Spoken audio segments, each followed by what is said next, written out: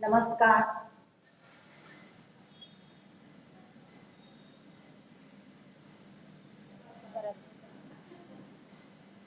गुरुर्ब्रह्मा गुरुर्विष्णू गुरुर्देवो महेश्वरः. गुरु साक्षात् परब्रह्म तस्मै श्री गुरवे नमः. नारायणं नमस्कृत्य नरं चैव नरोत्तमं देवीं सरस्वतीं व्यासं ततो जयमुदीरयेत्. आणखी एक सुभाषित सांगणार आहे. आजच्या व्याख्यानाच्या संदर्भातच आहे.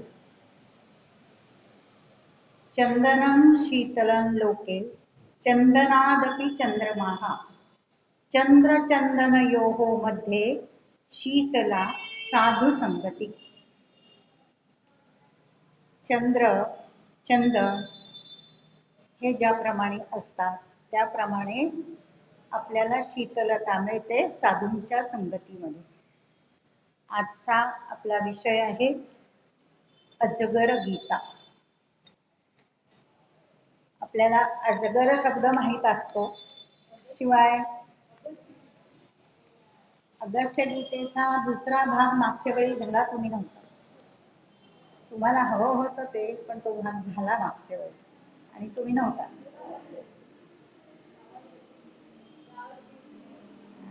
आज अजगर गीता हा विविधा गीताचा पुढचा भाग आहे. विविधा गीता या मालिकेमध्ये आपण मागील 2 भागामध्ये अगस्त्य गीता हा भाग पाहिलाय. त्यामध्ये अगस्त्य ऋषी आणि अगस्त्य गीतेत सांगितलेली अनेक व्रत आणि त्या व्रतांचा लाभ कोणकोणत्या राजांना झाला हे पाहिलं. विविधा गीतामध्येच ही अजगर गीता ह्या गीतेमध्ये एक विशेष तत्वज्ञान सांगितलेलं आहे, ते आज आपण जाणून घेणार आहोत. पहिल्या भागात आपण पाहिलंय की गीता म्हणजे काय आणि त्या अनुषंगाने गीता या शब्दाच्या वेगवेगळ्या व्याख्या आपण ऐकलेल्या आहेत. गीता म्हणजे 2 तपस्वी महान तत्वज्ञानी विभूतींमध्ये जो संवाद झालेला असतो आणि त्यातून मानवाला जो बोध मिळतो, अशी ही आपल्याला गीतेची व्याख्या करता येईल. आपल्या सर्वांना माहीत आहे की महाभारतात भीष्म पर्वात घडलेली भगवद्गीता ही आपल्या सगळ्यांच्या परिचयाची आहे. परंतु महाभारत या ग्रंथामध्ये अनेक गीतांचा संबंध आलेला आहे. महाभारत हा ग्रंथ नावाप्रमाणेच महान ग्रंथ आहे. माऊलींनी त्याला भारतीय काव्य ग्रंथांचा राजा असं समजलेलं आहे. आणि भारतीय संस्कृतीचा पाया भक्कम होण्यासाठी रामायण आणि महाभारत हे ग्रंथ जे आहेत त्यातले जे पात्र आहेत, त्यातले जे संवाद आहेत, ते आपल्या सर्व मानवांसाठी आचरणासाठी अतिशय उपयुक्त असे संवाद आहेत. आणि ते नुसते संवाद राहिलेले नसून ते सिद्धांत झालेले आहेत. ह्या महाभारत ग्रंथातीलच शांती पर्वामध्ये ज्या अनेक गीता उपदेशांचा समावेश आहे, त्यामध्ये अजगर गीता म्हणजे काय हे आपण जाणून घेणार आहोत. महाभारतामध्ये एकूण 18 पर्व आहेत. त्यापैकी शांती पर्वामध्ये उत्थत गीता, वामदेव गीता, शंपाक गीता, बोध्य गीता, विचरत्नु गीता, पराशर गीता अशा वेगवेगळ्या गीतांचा समावेश आहे. फक्त एका शांती पर्वात ह्या वेगवेगळ्या गीता आलेल्या आहेत. आणि गीता उपदेशामध्ये हे जे संवाद आलेले आहेत त्यामध्ये केवळ संवाद नाही आहेत, तर मानवी जीवनाचं तत्वज्ञान, सुख दुःख, जीवनाचं अंतिम ध्येय काय असायला हवंय, मानवी जीवन जगण्यासाठी आचारसंहिता कशी असायला हवी, शिवाय ब्रह्मज्ञान आणि परमात्मा अधिष्ठित जीवन जगण्याची कला कशी आत्मसात करायची, या सर्व गोष्टींचं ज्ञान ह्या महाभारत ग्रंथामध्ये आणि त्यात शांती पर्वात आलेल्या ह्या अनेक ज्या गीता आहेत त्यामधून आपल्याला कळतं. आणि हे सगळे ग्रंथ आपल्याला परिचयाची, महाभारत आणि रामायण ग्रंथ परिचयाचे आहेत, पण त्याचा सखोल आपल्याला परिचय व्हावा म्हणून ही व्याख्यानमाला आपण विविधा गीताची आयोजित केलेली आहे मंडळाने.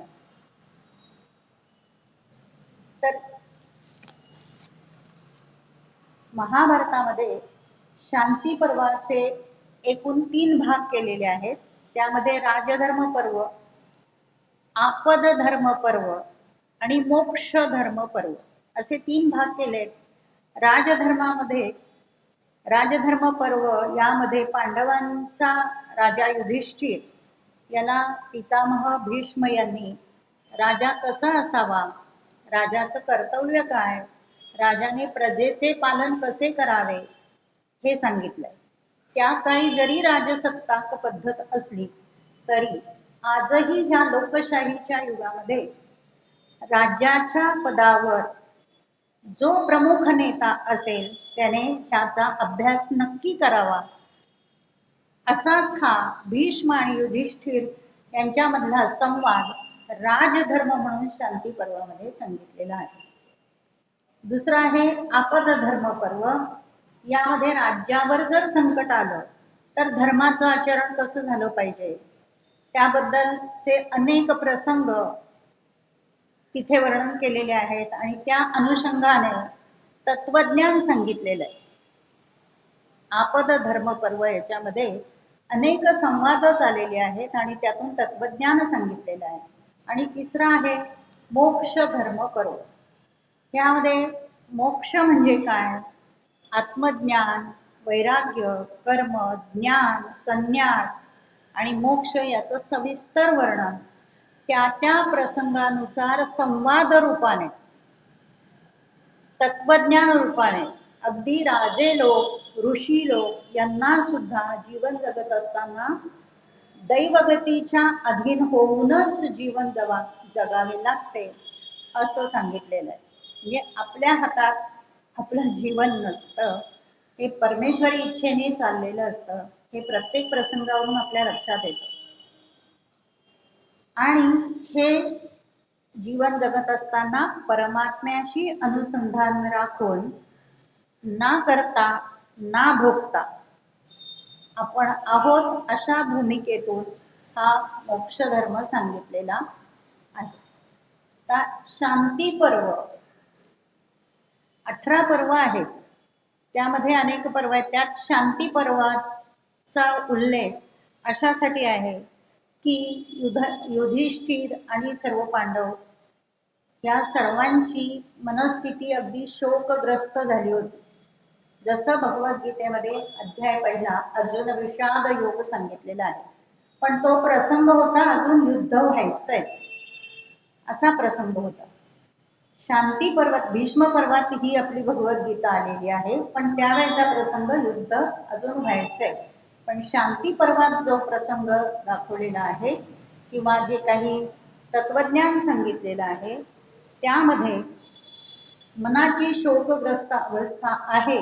युधिष्ठिर आणि सर्व पांडव यांची शोकग्रस्त अवस्था का झाली तर हा जो रणसंग्राम झाला त्यावेळेला सर्व कौरव मारले गेले, कुलक्षय झाला आणि अर्थातच बंधूच होते, त्यामुळे युधिष्ठिर आणि इतर सर्व बांधव त्यांना खूप दुःख झालं होतं. नरसंहार झाल्यामुळे हा जो काही विजय मिळवला रणसंग्रामामध्ये त्यामध्ये फारसा आनंद नव्हता. पांडवांना फारसा आनंद नव्हता, त्याच्यामुळे त्यांचं मन अशांत होतं.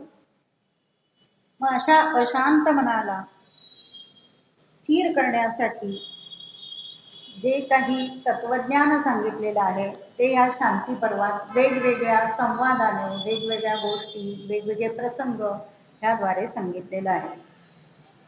आणि रणसंग्रामामध्ये हे सगळे लोक गेल्यानंतर हे पांडव लोक एक महिनाभर गंगेच्या तीरी सर्व त्यांचे विधी करण्यासाठी राहिले होते.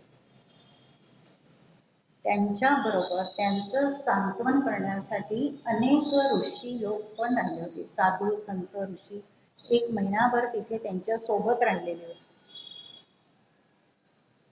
या प्रसंगावरून एक लक्षात येतं की कितीही पराक्रमी राजे असले, कितीही तपस्वी राजे असले किंवा तपस्वी मानव असला तरी मानवी जीवनाला सुख आणि दुःख हे अटळ आहे. युधिष्ठिर राजा असल्याने त्यालाही दुःखमुक्त करण्याची जबाबदारी शेवटी व्यासांनी घेतली. आणि शांती पर्वामध्ये हे युद्ध जे झालेलं आहे त्याला अतिशय हीन असं मानलंय. पण युद्ध तर करावंच लागणार होतं, ते होऊनही गेलं होतं. पण शांती पर्वामध्ये युद्धाला खालचा दर्जा दिलेला आहे. व्यासांनी युधिष्ठिराला गृहस्थाश्रमात राहून काय कर्तव्य केलं पाहिजे या उद्देशाने सर्व बाबी सांगितल्या, समजावून सांगितल्या. आणि ह्या शांती पर्वामध्ये मोक्ष पर्व म्हणून पण एक भाग आलेला आहे.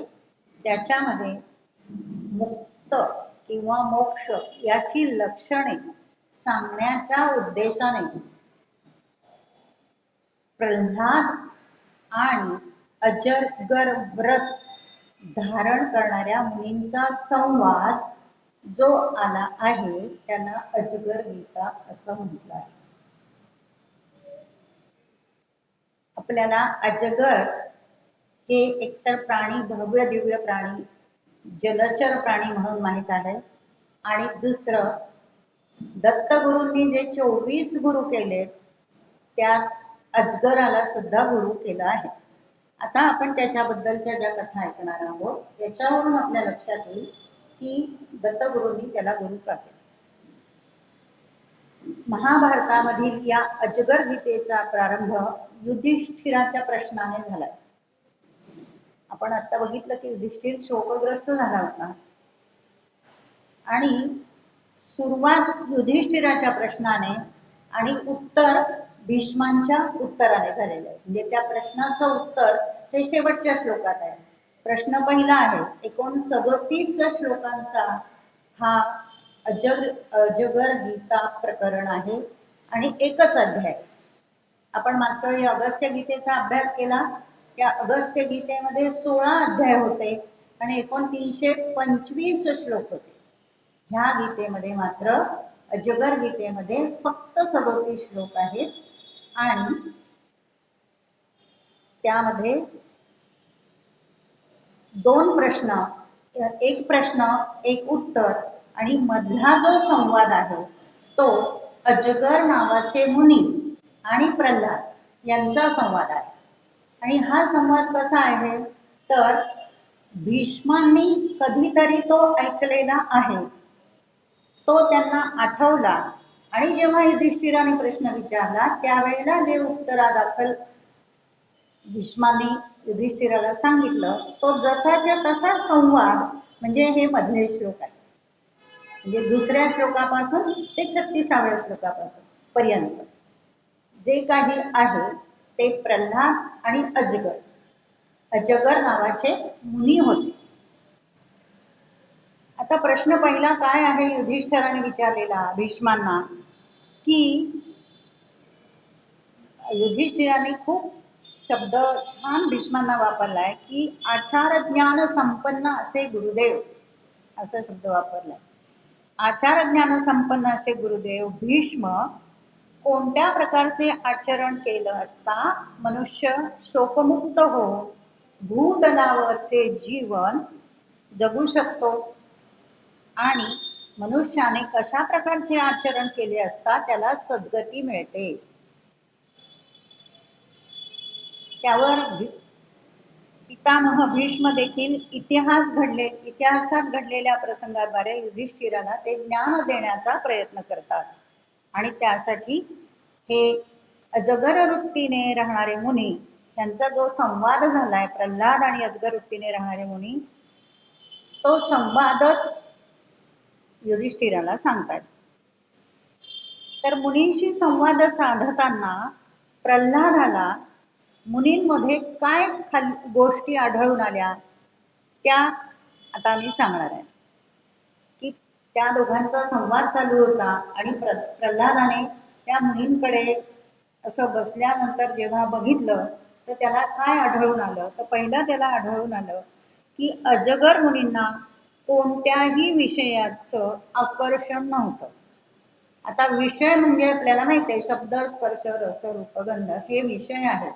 ह्या विषयांमुळे इंद्रियांचा संयोग होतो आणि त्या इंद्रियांच्या संयोगामुळे आपल्या मनामध्ये जे काही विचार येतात त्यामुळे आपल्याला सुखदुःखाची भावना निर्माण होते, हो की नाही. पण तशा कुठल्याही प्रकारचे आकर्षण या ऋषींमध्ये नव्हते. त्यांच्या बोलण्यातून वागण्यातून कुठेही दंभ दिसत नव्हता. आता दंभ म्हणजे काय की जे नाहीच त्याचा उगाचच दाखवणं त्याला दंभ म्हणायचं. पण त्यांच्या वागण्यातून प्रल्हादाला अदंभित्व हा त्यांचा गुण दिसला. शिवाय ते अतिशय दयाळू आहेत असेही प्रल्हादाला जाणवलं. त्यांच्या बोलण्यातून अनसूयता हा गुण प्रल्हादाला दिसून आला. म्हणजे असूया या शब्दाचा विरुद्ध अर्थ अनसूया. तर कुठेही त्यांना असूया दिसली नाही प्रल्हादाला त्या ऋषींच्या बोलण्यातून वागण्यातून. म्हणजे द्वेषबुद्धी अजिबातच नव्हती. तिसरं निरीक्षण प्रल्हादाचं असं होतं की ते मुनिवर कर्मेच्छा शून्य आहेत. म्हणजे कुठल्याही कर्माबद्दल त्यांना इच्छाच नाही असे आहेत. इंद्रियावर विजय मिळवणारे आहेत, म्हणजे जितेंद्रिय आहेत. ते सत्यवादी आहेत, तत्वज्ञानी आहेत आणि विचार चतुर आहेत असं स्पष्ट त्या प्रल्हादाला दिसत होतं, कळत होतं. एवढं असून सुद्धा त्यांची जी वागणूक होती त्यात ती वागणूक तुमच्या आमच्यासारख्या सामान्य माणसासारखी होती.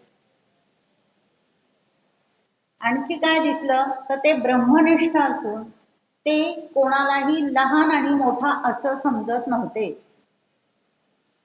कोणत्याही प्राप्त आणि अप्राप्त गोष्टींविषयी त्यांना आनंद आणि खेदही होत नव्हता. चारही पुरुषार्थाच्या पलीकडे अशी त्यांची वृत्ती झालेली दिसून येत होती. हे निरीक्षण केल्यानंतर प्रल्हादाने त्यांना आणखी विचारलं की आपल्याला कोणतं ज्ञान, आचरण आणि शास्त्र श्रेयस्कर वाटतं.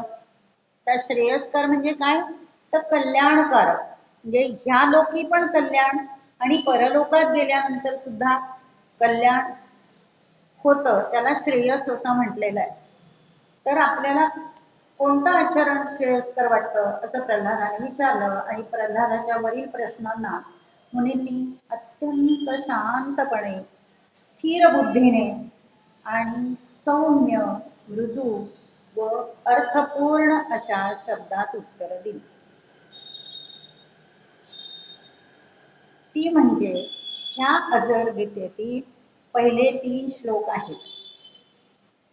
पुढे 9व्या श्लोकापर्यंत प्रल्हादाचे मुनिविषयांचे जे निरीक्षण आहे त्याचे वर्णन आहे. आणि मग 10व्या श्लोकापासून 36व्या श्लोकापर्यंत अजगर प्रवृत्ती म्हणजे काय आणि ती प्रवृत्ती ते मुनी कसं आचरण करतात हे सगळं त्यांनी स्वतः सांगितलेलं आहे मुनींनी. ही तत्व आपण ऐकतो तेव्हा सांख्य तत्वज्ञानातील स्थितप्रज्ञ या माणसाची आपल्याला आठवण होते. स्थितप्रज्ञ कसा असतो हे भगवद्गीतेत पण सांगितलेलं आहे आणि सांख्यांच्या तत्वज्ञानामध्ये स्थितप्रज्ञ ही संज्ञा आलेली आहे. तर तो कसा बोलतो, कसा चालतो, त्याचं आचरण कसं आहे, त्याची वाणी कशी आहे, त्याची बैठक कशी आहे. अर्थातच ही बैठक कशाची आहे तर तपश्चर्येची बैठक आहे, योग साधनेची बैठक आहे असा विचार तिथे सांगितलेला आहे. आणि हा मानव म्हणजे परमेश्वराच्या हातातील कळसूत्री बाहुली आहे. जीवनातील सुखदुःखांकडे मानवाने प्राप्त परिस्थिती असे समजून परमात्म्याला साक्षी ठेवून वागावे हे अजगर वृत्ती जी आहे किंवा अजगर मुनींनी जी आचरण केलेली वृत्ती आहे त्यावरून दिसून येतं. प्रत्येक मानवाने आत्मस्वरूपाची ओळख करून घेऊन स्वतःला शांती प्राप्त करून घ्यावी असंच हे मुनिवर सांगतात. आता अजगर प्रवृत्ती आणि आचरण कसं तर कोणत्याही प्राण्याची म्हणजे तुमच्या आमच्या जगातील कुठल्याही मानवाची प्रवृत्ती प्रकृतीच्या 3 गुणांनुसार असते. सत्व रज तम ह्या 3 गुणांनुसार प्रत्येक माणूस वागत असतो आणि ती स्वभावतच असते म्हणजे जन्मतःच असते. कितीही मोठा योगी तपस्वी झाला आणि त्याला ब्रह्मप्राप्ती झाली तरी त्या माणसाला संतुष्टता येत नाही, तो संतुष्ट नसतो मानव. कारण प्राण्यांची उत्पत्ती स्थिती आणि ऱ्हास हे त्या परमात्म्याच्या सत्तेने चाललेलं असतं असं हे मुनिवरांनी तत्वज्ञान प्रल्हादाला सांगितलंय. नंतर मुनिवर काय म्हणतात की माझ्या ह्या अजगर व्रतामुळे मी समत्व वृत्ती साधली आहे. म्हणजे ज्याला आपण गीतेमध्ये सुखदुःखे समीकृत्वा असं म्हणतो किंवा समलोष्टाश्म कांचना असं म्हणतो, तशी समवृत्ती मी साधली आहे आणि सांसारिक किंवा भौतिक गोष्टीकडे मी लक्ष देत नाही. कारण मला हे माहित आहे असं मुनिवर सांगतात, मला हे माहित आहे की कुठल्याही गोष्टीचा संचय केला असता म्हणजे परिग्रह केला असता त्याचा नाशच होतो किंवा कुठल्याही गोष्टीचा संयोग केला असता त्याचा शेवट हा वियोग हा आहे. आता हे वाक्य आपल्याला जड वाटतं, ते समजण्यासाठी एक छोटंसं उदाहरण घेऊया की आपण धान्याचा संचय केला हो की नाही. धान्याचा संचय खूप दिवस करून ठेवला, काही दिवसांनी काय होतं नाश पावतं, ते किडे होतात, फेकून द्यावं लागतं. म्हणजे त्याचा संचय केल्यानंतर ते विनाश पावतं. आता संयोगाचा वियोग कसा होतो तर एखादं बीज आपण जमिनीमध्ये पेरलं आणि ते उगवलं तर त्या मातीचा आणि बीजाचा संयोग होतो. नंतर ते बीज वाढतं, मोठं होतं, रोप येतं त्याला आणि कालांतराने त्याला फळ येतं. फळ आल्यानंतर एकतर ते फळ किंवा ते झाड जमिनीपासून अलग होतं, वियोग होतो, त्याचा करावाच लागतो. समजा ज्वारीचं कणीस आहे, नंतर आपल्याला ते उपटून टाकावं लागतं आणि त्यापासून जे कणीस किंवा त्यापासून जे फळ मिळतं ते सुद्धा त्या झाडाशी संलग्न राहतच नाही, वियोग होतो. हा सिद्धांत ऋषीमुनींनी त्या प्रल्हादाला सांगितला आणि त्यामुळे त्यांनी हे निरीक्षणातून ठरवलं की संयोग आणि वियोग त्या दोन्हींचाही शेवटी नाशच होतो. आणि समर्थ आपण अलीकडचे सगळेच ग्रंथ जे आहेत सगळ्याच संतांनी आणि समर्थांनी सुद्धा दासबोधात काय सांगितलंय की जे जे दृश्य आपल्याला दिसतं ते सगळं नाश पावणार असतं.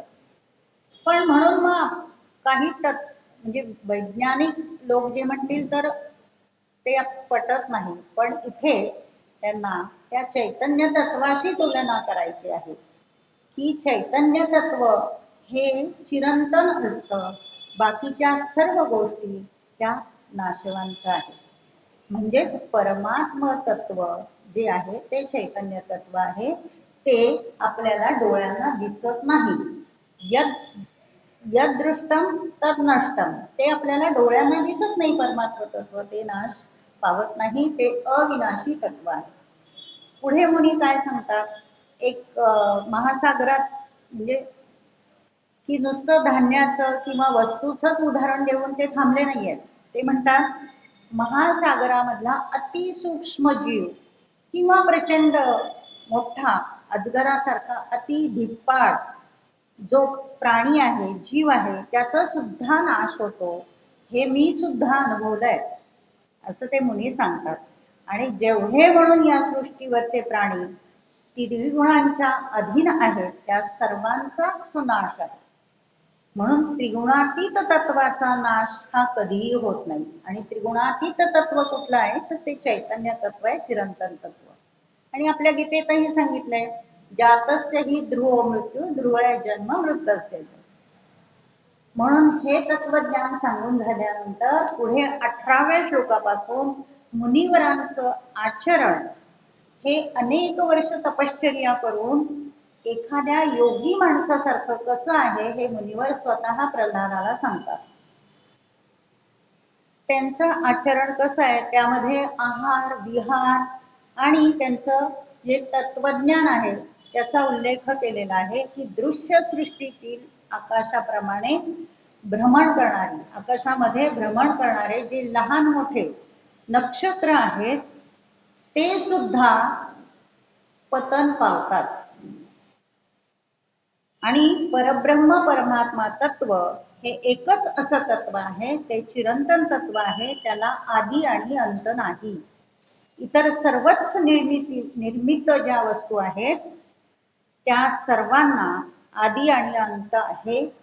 म्हणून ते ब्रह्मतत्व, ते चिरंतन तत्व जाणून घेऊनच प्रत्येकाने ते आत्मसात करण्याचा प्रयत्न करावा.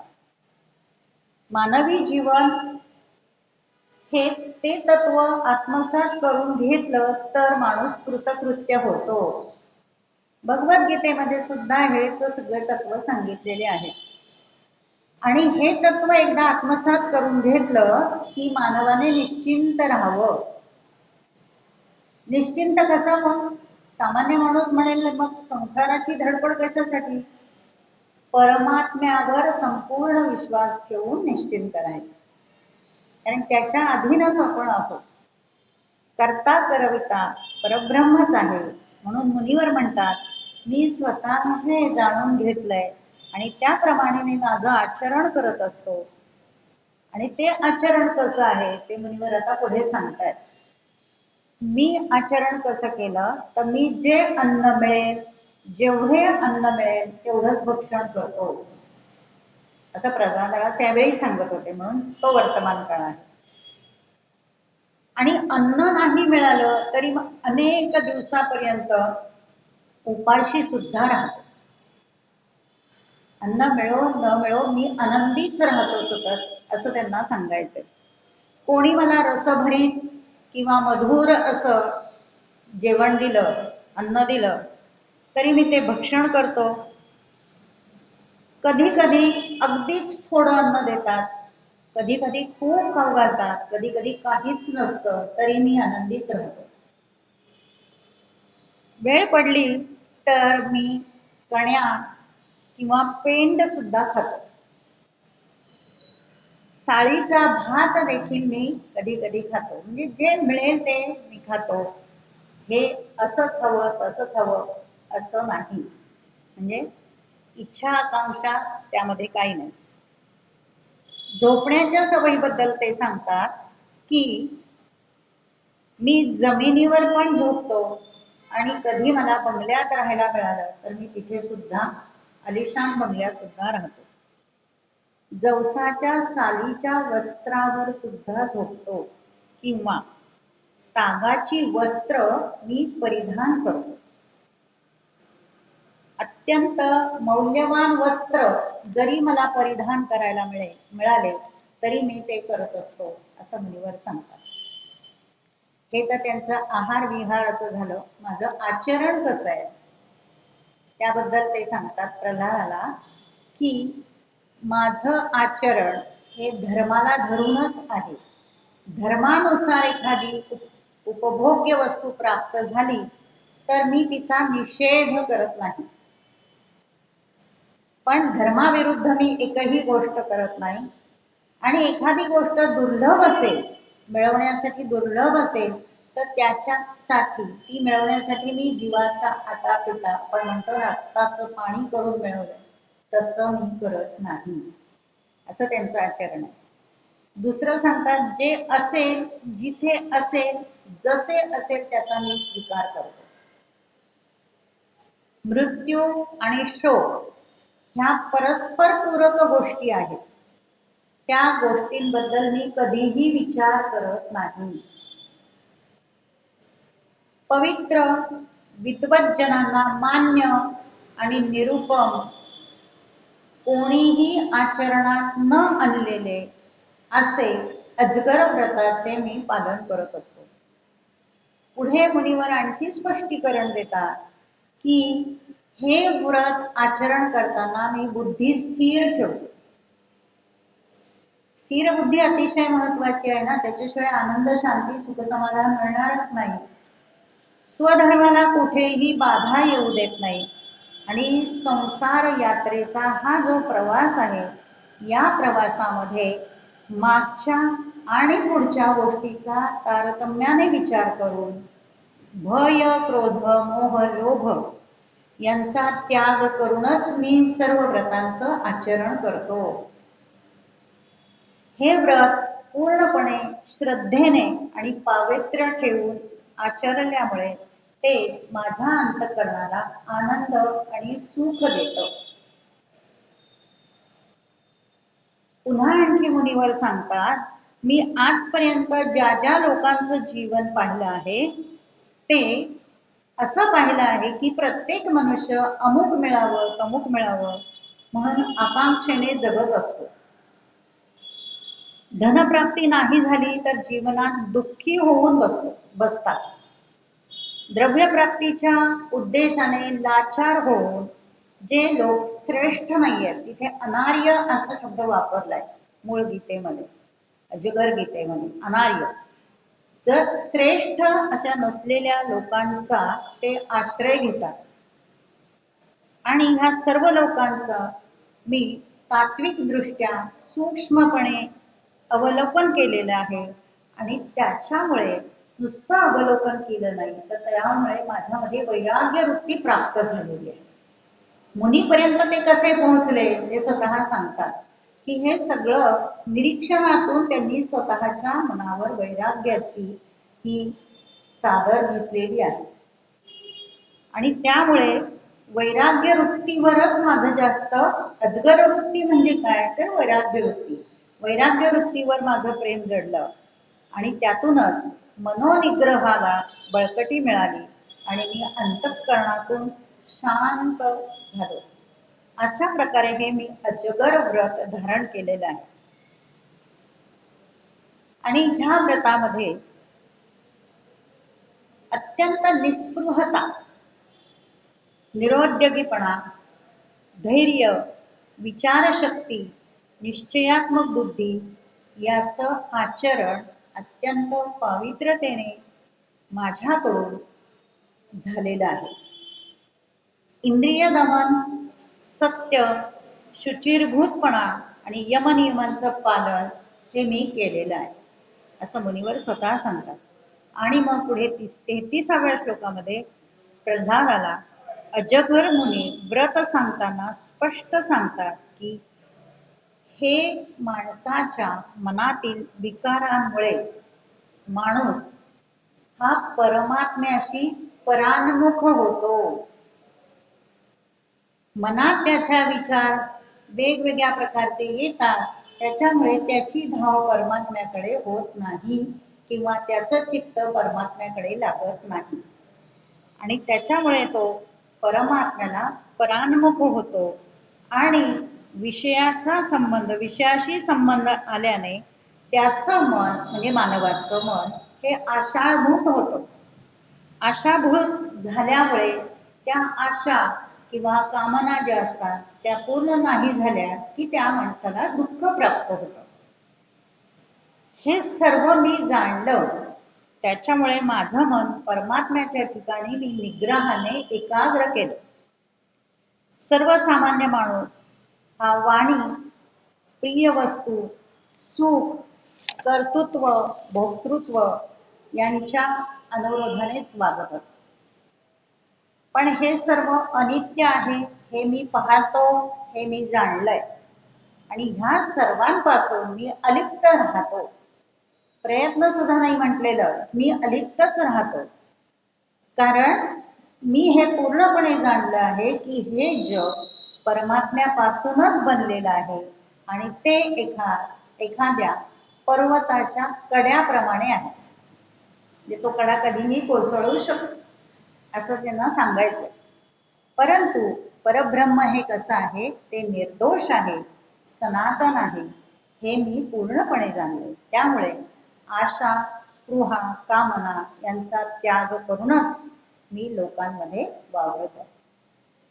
एवढं सर्व अजगर व्रत ऐकल्यानंतर युधिष्ठिराने या अध्यायाच्या पहिल्याच श्लोकात भीष्मांना जो प्रश्न विचारला होता तो संस्कृत मधून आधी सांगते.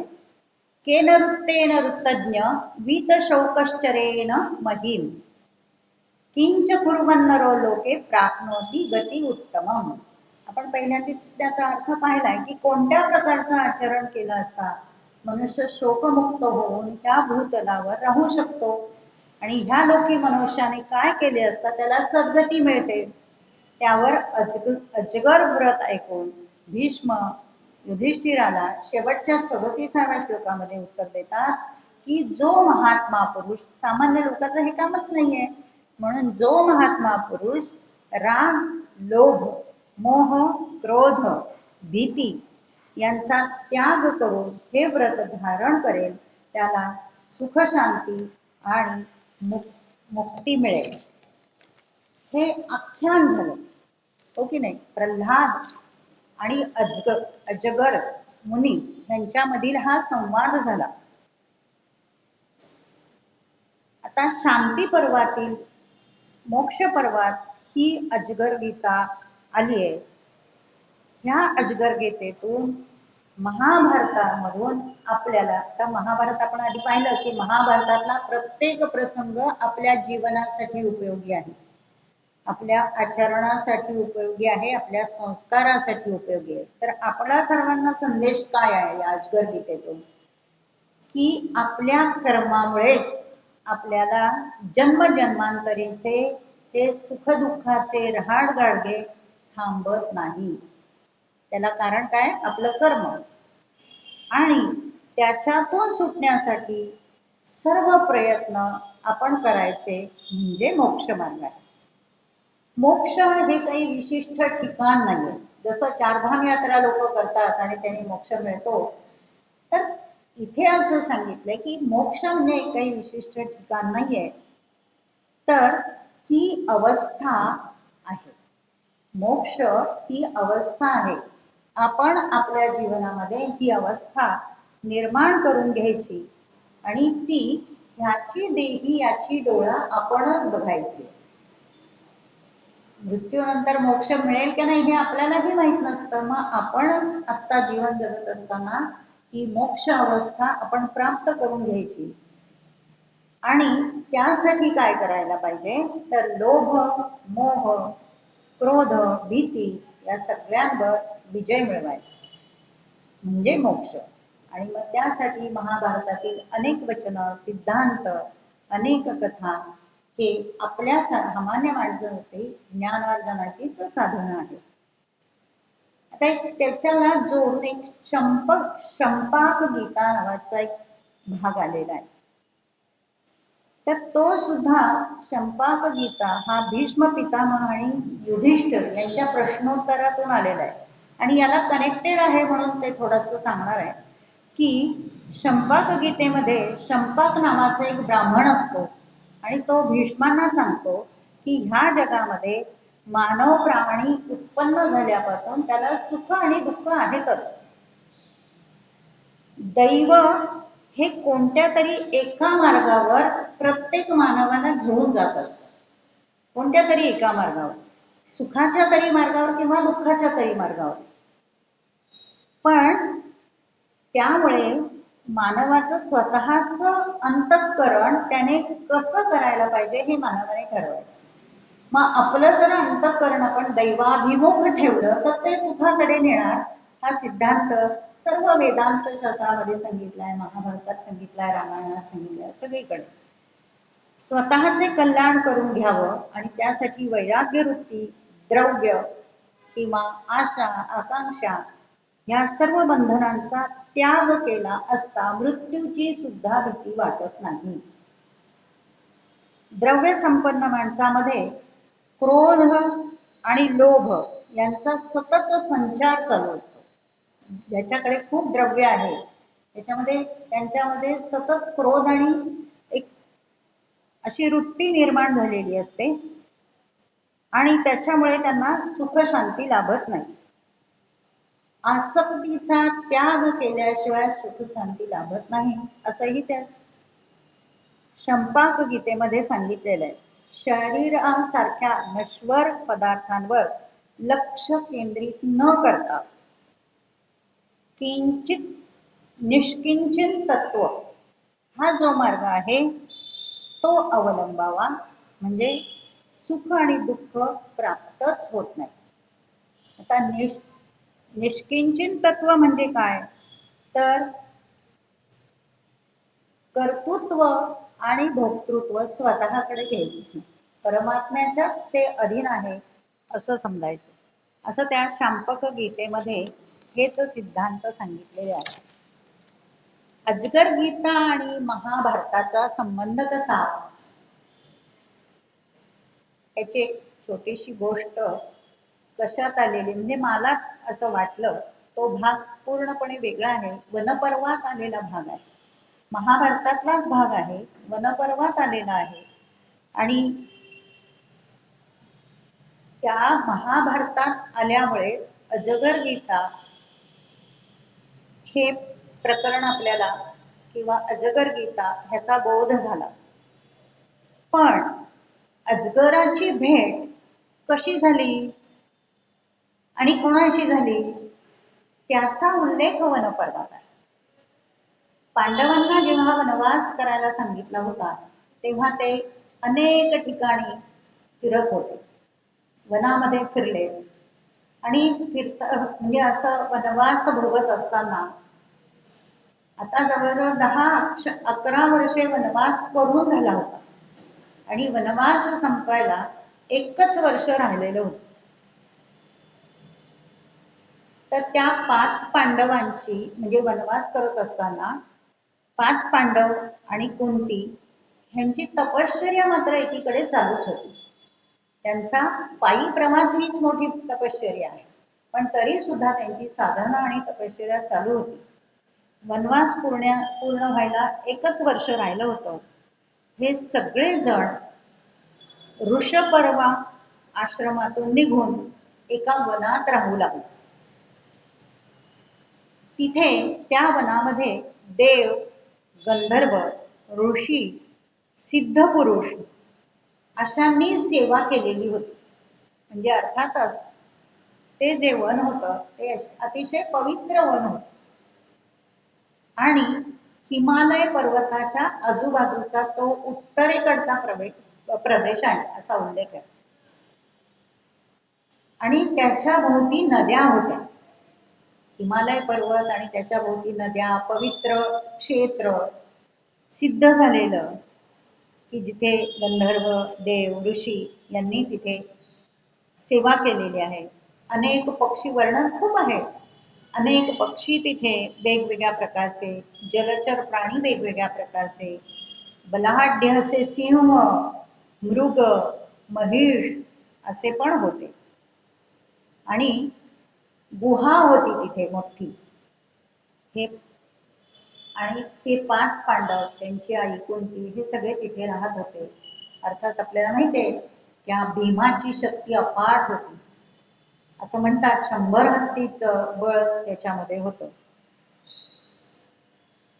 ते एवढं मोठं सामर्थ्य असलेला हा भीम अशा ठिकाणी सुद्धा, वनामध्ये सुद्धा आपला पराक्रम दाखवत होता. म्हणजे कोणी सिंह आला त्यांना मारून टाकत असं त्याच्या शक्तीचा तो तिथे सामर्थ्य दाखवत होता. आणि एकदा काय झालं की ह्या भीमसेन भुजंगाच्या म्हणजे अजगराच्या तावडीत सापडला आणि तो निर्बल झाला. खर तर भीम हा निर्बल होणारी व्यक्ती नव्हती, महाबलाढ्य अशी शक्ती होती, पण तो त्याच्या तावडीत सापडला आणि निर्बल झाला. आणि मग त्या महाभारतामध्ये संवाद आहे, भीमाचा आणि अजगराचा संवाद. त्या भीमाला त्या अजगराने पूर्ण वेळखा घालून ठेवला होता. तो निर्बल केला म्हणजे त्याला पूर्ण वेळखा घालून ठेवला होता, त्याच्यातून तो सुटूच शकत नव्हता. मग हा आला नाही म्हणून बघायला बाकीचे भाऊ पण तिथे आले, युधिष्ठिर वगैरे. मग युधिष्ठिर आणि अजगर यांचा पण संवाद तिथे सांगितलेला आहे. पूर्णपणे याला वेटोळे घालून जखडून टाकलं होतं. आणि मग त्यांच्यात तो संवाद सुरू झाला भीम आणि अजगर यांच्यात, की तू कोण आहे असं त्या भीमाने अजगराला विचारलं. तू कोण आहे? तेव्हा अजगर म्हणाला की महर्षींच्या कोपामुळे ही सर्प स्वरूप अशी अजगर अवस्था मला प्राप्त झाली आहे. महर्षींच्या कोपामुळे मला ही अजगर अवस्था प्राप्त झाली आहे. म्हणजे शापित किंवा कोप झाला ऋषी मुनींचा, तर मागचा जन्म कुठला असेल आणि हा जन्म कुठला असेल त्याचा संबंध इथे आहे. तर ह्या जन्मी तो अजगर झाला, पण मागच्या जन्मी कोण होता? तर त्या अजगराने सांगितलं की मी तुझाच पूर्वज आहे. म्हणजे पांडव कुळातलाच तो आहे आणि तुझ्या कुळातला असून मी मागच्या जन्मीचा नहुष राजा आहे. मी अनेक यज्ञ केलेले आहेत, विद्या प्राप्त करून घेतलेली आहे, पराक्रम प्राप्त करून घेतलेले आहेत आणि त्रैलोक्याचं राज्य सुद्धा मला होतं. आधी संपादन करून घेतलेलं आहे मी त्रैलोक्याचं राज्य. पण ते राज्य मला प्राप्त झाल्यानंतर मी सर्व राजांना नष्ट करून सोडलं. का? तर ते राज्य मला प्राप्त झालं त्याचा मला मद झाला होता. आपण म्हणतो ना की मद नसावा, किंवा आपल्या साध्या भाषेत आपण त्याला वेगळा शब्द वापरतो, पण त्या मदाने त्याने सर्व राजांना नष्ट करून सोडलं आणि त्याला तो मद थोडक्यात म्हणजे त्याला खूप गर्व चढला आणि त्या गर्वाच्या जोरावर त्याचं आधिपत्य म्हणजे त्याला अहंकार एवढा चढला की त्याला समजतच नव्हतं की आपण हे सगळं नष्ट करतोय, चांगल्या राजा लोकांना आपण नष्ट करतो. आणि त्याचं प्रायश्चित्य म्हणून अगस्ती ऋषींनी त्याचं राज्य भ्रष्ट करून सोडलं. राज्य भ्रष्ट झाला तो. आपण मागच्या अगस्त्य गीतेमध्ये जी व्रत सांगितली त्याच्यामध्ये हा उल्लेख आहे की राजांचे राज्य भ्रष्ट झाल्यानंतर कोणतं व्रत करायचं, त्याचा उल्लेख आपण मागच्या व्याख्यानात केलेला. तर माझ्याकडून हा मद मला गर्व झाल्यामुळे अनेक ब्राह्मणांचा मी अपमान केला. आता ब्राह्मण म्हणजे त्यावेळेचे ब्राह्मण, ब्रह्मवेत्ते, ब्रह्म जाणणारे ते ब्राह्मण त्यावेळेचे. तर त्यांचा अपमान माझ्याकडून झाला आणि त्यामुळे अगस्ती ऋषींनी मला शाप देऊन माझी ही अवस्था केलेली आहे. आणि असं सांगितलं की तुला कोणी म्हणजे भीमाशी तो बोलत होता अजगर, की मी कोणी तिर्यक योनीमध्ये असणाऱ्या असा तसा प्राणी नाहीये. तिथे माझं वास्तव्य कुठे होतं? तर माझं वास्तव्य स्वर्गात होतं, इंद्राच्या बरोबरीने माझं वास्तव्य होतं. पण अगस्त्य ऋषींनी मला शाप दिल्यामुळे मी पृथ्वीवर पडून, म्हणजे मी पृथ्वीवर पडलो आणि मी त्यांना विनंती केली की मला याच्यातून मुक्त करा. पृथ्वीवर तो स्वर्गातून पृथ्वीवर आला आणि पृथ्वीवर आल्यानंतर त्याला ही योनी प्राप्त झाली, अजगर योनी, सर्प योनी त्याला प्राप्त झाली आणि मी नरकात पडलो. जे स्वर्गातून केवळ मदामुळे माणूस नरकात जातो आणि मी आता शापमुक्त होण्याची प्रतीक्षा करत आहे असं सांगितलं. गतजन्मीची तपश्चर्या, आता नहुष होते ना, ते नहुष राजा होता तो, मग त्यांनी गतजन्मी नक्कीच चांगलं काहीतरी कार्य केलेलं आहे, पण फक्त अहंकारामुळे हे झालं, मदामुळे हे झालं. तर गतजन्मीची तपश्चर्या, इंद्रिय निग्रह आणि आत्म अनात्म ह्याचं ज्ञान, विवेकाचं ज्ञान, हे सगळं त्याला स्मरण होत होतं अजगर योनीमध्ये सुद्धा. त्या सगळ्याचं ज्ञान त्याला होत होतं आणि मग तो अजगर रूपाने असलेला नहुष राजा युधिष्ठिराला हे ज्ञानामृत सांगू लागला की मन आणि बुद्धी हे आत्म्याचा आश्रय करून राहत असतं. लोभ सडला की त्याला मोह वाढतो, त्याचा मोह होतो आणि त्याला मिळालेल्या ऐश्वर्याचा अधःपात होतो. हे संभाषण ऐकून युधिष्ठिराने त्याला शापमुक्त केलं. असा संवाद वनपर्वामध्ये आलेला आहे. आणि मग भीमाला घातलेला विळखा सुटला आणि ह्या सगळ्याची कल्पना अगस्त्य ऋषींना होती की हे असं असं हा अजगर योनीत गेलेला शापमुक्त युधिष्ठिराच्या हातून तो शापमुक्त होणार आहे. या सगळ्याची कल्पना अगस्त्य ऋषींना होती आणि मग त्याने अजगर देहाचा त्याग करून पुन्हा नहुषी हा मानव किंवा राजा म्हणून परत स्वर्गामध्ये गेले. अशी एक ह्या अजगराची कथा आहे. तर आधी आपण अजगर आख्यान किंवा अजगर वृत्ती, अजगर गीता ऐकली, पण ह्या अजगराचा जन्म कसा झाला हे या गोष्टीवरून आपल्याला कळतं. धन्यवाद.